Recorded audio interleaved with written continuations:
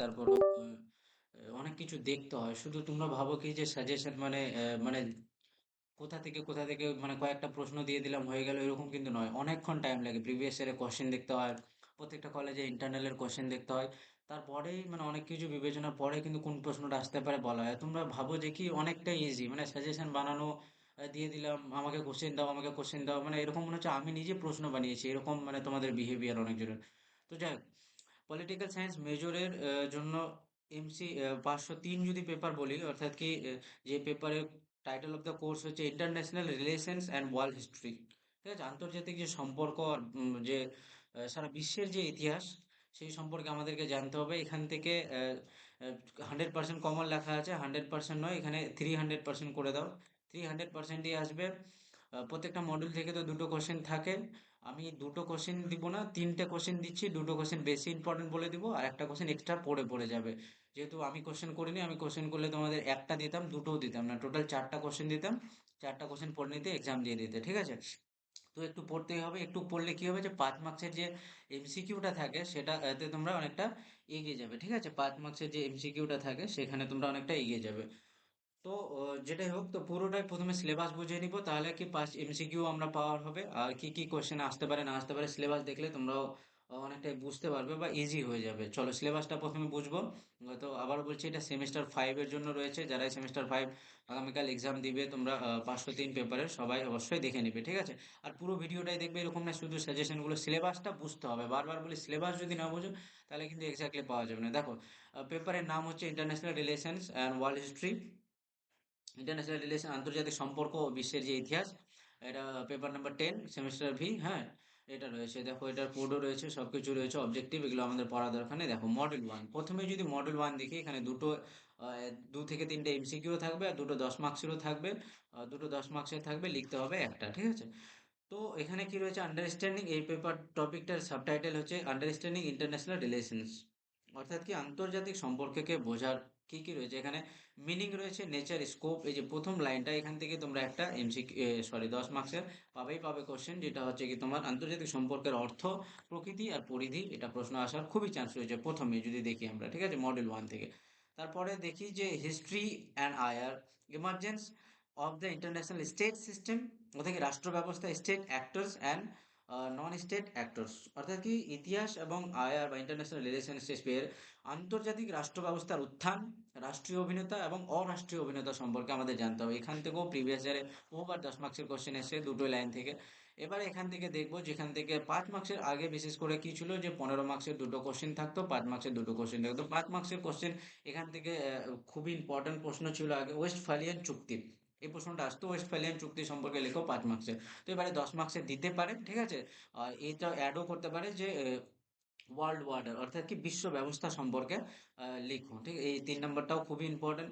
তো তারপরে যদি 4 নম্বরে দেখি, পোস্ট ওয়েস্টফেলিয়ান ডেভেলপমেন্টস, কলোনিজম, তোমার হচ্ছে ইম্পেরিয়ালিজম অ্যান্ড গ্লোবালাইজেশন, ঠিক আছে? অর্থাৎ কি তোমার উপনিবেশবাদ, সাম্রাজ্যবাদ আর বিশ্বায়ন সম্পর্কে লিখতে হবে। আর এক জায়গায় রয়েছে তোমার উপনিবেশবাদ, মডেল 4-এ, তো সেখান থেকেও পড়তে হবে। তারপরে দেখো মডেল 2 যদি দেখি আমরা, মডেল 2-তে যদি দেখি classical and structural approaches to IR, অর্থাৎ কি তোমার ধ্রুপদী যদি বলি, নর্মাল ক্লাসিক্যাল যেটা হয়, তো ধ্রুপদী আর কাঠামোগত পদ্ধতি সম্পর্কে জানতে হবে। ক্লাসিক্যাল রিয়েলিজমের মধ্যে পাওয়ার আর তোমার হচ্ছে যে ন্যাশনাল ইন্টারেস্টটা রয়েছে, অর্থাৎ ক্ষমতার জাতীয় স্বার্থ সম্পর্কে লিখতে হবে।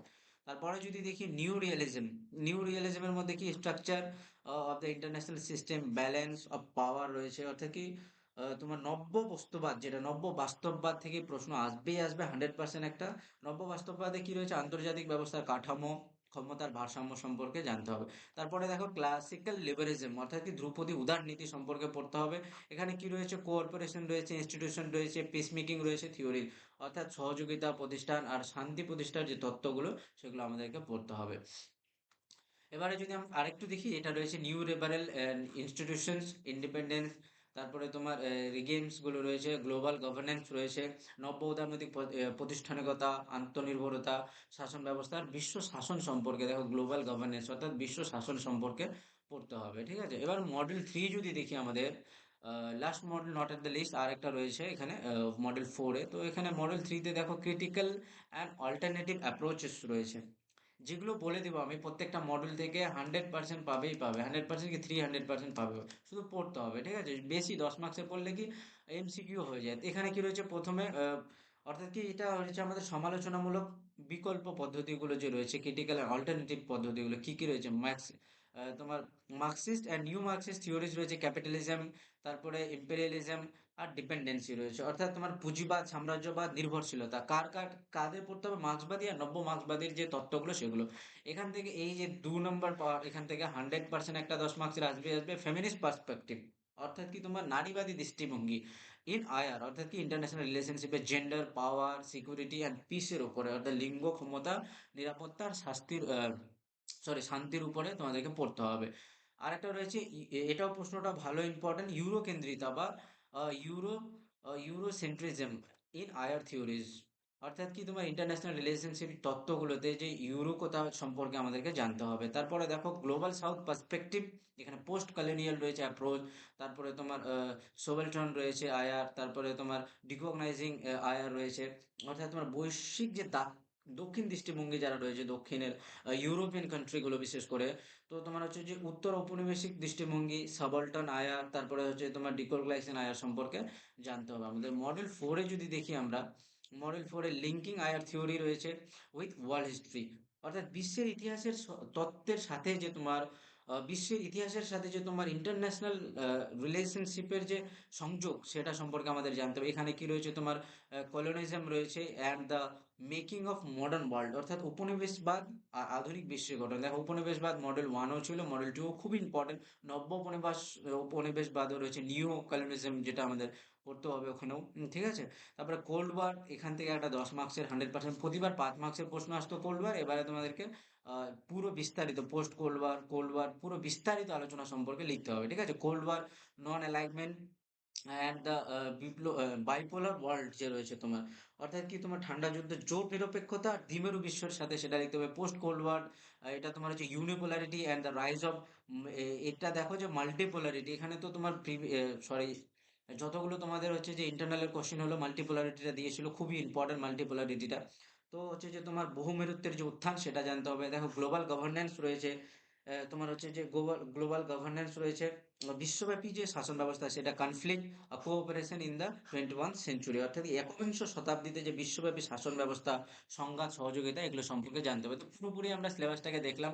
এবার আমরা মডেল ওয়াইজ আমাদের এখানে দেখো যে 25 প্লাস হচ্ছে যে তোমার 50 মার্কসের এক্সাম হবে, 25টা কিভাবে ভাগ থাকবে, 10 মার্কসের দুটো দিলে, আমি বলছি না বারবার একটা জিনিস, অনেকেও আমাকে বলছো কততে পাস, তো কততে পাস এটা ঠিকঠাক কোথাও বলা নেই, ইন্ডিভিজুয়ালি তোমাকে 30 পেতে হবে 75-এর মধ্যে, ঠিক আছে?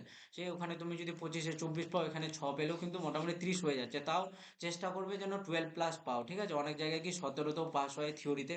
তো সেটা পুরোপুরি ইউনিভার্সিটির ব্যক্তিগত ব্যাপার, কিভাবে পাস করাবে না করাবে, তোমরা ভালো করে লিখে আসবে। আর সবই তো কমন পাচ্ছ, তারপরেও না লিখে আসলে কিছু কারণে। দেখো মডেল ওয়ানে হচ্ছে আন্ডারস্ট্যান্ডিং ইন্টারন্যাশনাল রিলেশনস, এটা আমাদের তোমার যে আন্তর্জাতিক সম্পর্ক যে বোঝা, সেটা ছিল আমাদের। এখানে জাস্ট আমি 3টে কোশ্চেন দিব, ঠিক আছে? কয়েকটা প্রশ্ন বেশি ইম্পর্টেন্ট বলে দিব, সেটা কোনো মতেই ছেড়ে যাবে না। প্রথম যে কোশ্চেনটা, এটা তোমার হচ্ছে যে 99 না 100% প্রশ্নটা আসার চান্স রয়েছে, যে আন্তর্জাতিক সম্পর্ক কাকে বলে, আন্তর্জাতিক সম্পর্কের প্রকৃতি, পরিধি আলোচনা করো, 100% আসার চান্স রয়েছে। এই প্রশ্নটার সাথে সাথে এটাও প্রশ্ন খুবই ইম্পর্টেন্ট, যে আন্তর্জাতিক রাষ্ট্র ব্যবস্থার শক্তি ও বিবর্তন ব্যাখ্যা করো, 100% এটাও আসার চান্স। এই দুটোর মধ্যে যদি একটা না আসে, দুটোর মধ্যে একটা তো আসবেই আসবে, একটা যদি না আসে তাহলে এটা প্রশ্ন থাকবে, ওয়েস্টফ্যালিয়ান চুক্তি ও বিশ্ব ব্যবস্থা সম্পর্কে লিখো, এটা প্রশ্ন। 95%, যদি এখানে কোনো একটা প্রশ্ন কোলাপস হয়, তাহলে এটা প্রশ্ন আসবে। তো মডেল 1 থেকে জাস্ট এই দুটো করে নাও ভালো করে, তাহলে পাওয়ার চান্স আছে। আর এটা দেখে যাবে, ঠিক আছে? এটা একটু দেখে যাবে। এবারে আসবো আমরা মডেল 2-তে। মডেল 2 আমাদের রয়েছে classical and structural approaches to IR. এখানে যদি দেখি, এটা প্রশ্ন 100% আসার চান্স রয়েছে। বাস্তববাদী তত্ত্বে জাতীয় স্বার্থের গুরুত্ব আলোচনা করো, খুবই খুবই খুবই খুবই ইম্পর্টেন্ট। এখানে স্টারগুলো ছুটে গেছে, তোমরা চাইলে 50টা স্টারও বসাতে পারো, এখানে খুবই ইম্পর্টেন্ট কোশ্চেন। এই প্রশ্নটা যদি না আসে, তাহলে এটা প্রশ্ন আসবেই আসবে, নব্য উদারনৈতিক সম্পর্ক। আর এই দুটোর মধ্যে একটা পাবে, আর যদি দুটোর মধ্যে একটাও না পাও, তাহলে এটা প্রশ্ন তো চোখ বন্ধ করে 100% পাবেই পাবে। তোমরা আন্তর্জাতিক সম্পর্ক অধ্যয়নের ক্ষেত্রে উদারনৈতিক দৃষ্টিভঙ্গি আলোচনা করো, এই তিনটা করে গেলে একটা, মিনিমাম একটা পাবেই পাবে। 100% নয়, 300%। আর যদি একটাও না দুটোই পেতে পারো, দুটোই পাওয়ার চান্স রয়েছে। যদি না পাও তাহলে ন্যূনতম একটা তো পাবেই পাবে। মডেল 2 কমপ্লিট, ঠিক আছে? যারা চ্যানেলটাকে এতক্ষণ টাইম দিয়ে তোমাদের জন্য এত কম নিয়ে আসা হয়, মাত্র ভাবো যে তুমি দুটো, নর্মাল তো কোশ্চেনেই 8টা কোশ্চেন থাকে, আর আমি তোমাদেরকে দিই তোমাদের হচ্ছে যে 12টা, 4টা জাস্ট বেশি দিই। আমি তো কোশ্চেনও করি না, তারপরেও যদি তোমরা চ্যানেলটাকে সাবস্ক্রাইব না করো, লাইক না করো, কমেন্ট না করো। কমেন্টে তোমরা বলবে যে মাইনরের এই কয়েকদিন তো ছুটি আছে, মাইনরের চাও কিনা, আর তোমার হচ্ছে মেজরের চাও কিনা, তাহলে আমি অবশ্যই নিয়ে আসবো। চলো মডেল 3-তে যদি যাই, সাবস্ক্রাইব অবশ্যই করে দিবে, ঠিক আছে? সাবস্ক্রাইব করে দিবে। আচ্ছা, ক্লাসিক্যাল অ্যান্ড অল্টারনেটিভ অ্যাপ্রোচেস আমাদেরকে দেখতে হবে। এখানেও আমি 3টা কোশ্চেন নিয়ে আসবো, তার মধ্যে এইটা প্রশ্ন 500% আসার চান্স রয়েছে, 500% আসার চান্স রয়েছে। যে প্রশ্নটা, আন্তর্জাতিক সম্পর্কে নারীবাদী দৃষ্টিভঙ্গি আলোচনা করো, এটা প্রশ্ন। আর এটা প্রশ্ন যদি করে নাও তাহলে পেয়ে যাবে দুটোর মধ্যে একটা। আর যদি এই দুটো না পায় তাহলে আর একটা আমি নিয়ে এসেছি, কোনো প্রবলেম নেই। আয়ার তত্ত্বগুলিতে ইউরোকেন্দ্রিয়তা সম্পর্কে লিখো। আর যদি এই দুটোই কোলাপস হয়ে যায়, না আসে, তাহলে 500% যদি আমাদের বেকার হয়ে যায়, তাহলে এটা প্রশ্ন আসবে আসবে। মার্ক্সবাদী এবং নব্য মার্ক্সবাদী তত্ত্বের সাম্রাজ্যবাদ সম্পর্কে লেখো, এটা প্রশ্ন। এই তিনটার মধ্যে ন্যূনতম একটা 1000% পাবেই পাবে। আর না পেলে একটা তো পাবে, আর দুটোই আসার চান্স রয়েছে। লাস্ট মডেল, আমরা মডেল 4। মডেল 4 এর linking IR theory and world history. দেখো, আগে ওয়ার্ল্ড হিস্ট্রিতে কি ছিল, যে first world war, second world war, third world war, এবারে তোমাদের সিলেবাস থেকে সরিয়ে দিয়েছে। পুরোনো সিলেবাস যদি তোমরা দেখো বা পিওয়াইকিউ গুলো দেখো, তাহলে প্রত্যেকটাই রয়েছে, এখানে কিন্তু নেই। ঠিক আছে? তো তোমাদের হচ্ছে যে মডেল 4-এ যদি বলি, তাহলে মডেল 4-এ প্রথম যে কোশ্চেনটা খুবই আসার চান্স রয়েছে, এবারে ঠান্ডা যুদ্ধ সম্পর্কে বিস্তারিত আলোচনা করো। এখানে যদি থাকে তাহলে পরে ঠান্ডা পরবর্তী পোস্ট যে কোল্ড ওয়ার সম্পর্কেও লিখবে, ঠিক আছে? তারপরে হচ্ছে এটা নয়া উপনিবেশবাদ সম্পর্কে লিখো, খুবই ইম্পর্টেন্ট প্রশ্ন। এই দুটোর মধ্যে একটা আসবে আসবে। যদি দুটোর মধ্যে একটাও না আসে, তাহলে এই প্রশ্নটা তো পেয়ে যাবে তোমরা। বহুকেন্দ্রিক বা মাল্টিপোলারিটি ব্যবস্থার উত্থান সম্পর্কে আলোচনা করো। এগুলো করলে 100% পাবে, ঠিক আছে? এমসিকিউ, তোমাদের সবচেয়ে বড় কথা হচ্ছে যে এমসিকিউ। এমসিকিউ যদি কেউ না পারো, 5টা এমসিকিউ খুবই ভাইটাল, ঠিক আছে? 5টা এমসিকিউ করতে পারলেই 10 মার্ক তোমরা চোখ বন্ধ করে পেয়ে যাবে। যেখানে মার্কস কাটার কোনো জায়গা নেই। ভালো করে পড়ো, দিয়ে দিলাম। একটু লেট হয়ে গেছে, তাও কোনো প্রবলেম নেই, এই কয়টাই প্রশ্ন এই পরীক্ষার আগের দিন পড়লেই হবে, ঠিক আছে? আর বাকি যারা প্রথম থেকে পড়েছো, তারা তো কোনো প্রবলেম নেই তাদের, শুধু দেখে নাও, ঠিক আছে? চলো, চ্যানেলটাকে আবার বলছি, সাবস্ক্রাইব করে দাও, লাইক করে দাও, কমেন্ট করে দাও, যে এরপরে পেপারগুলো চাও।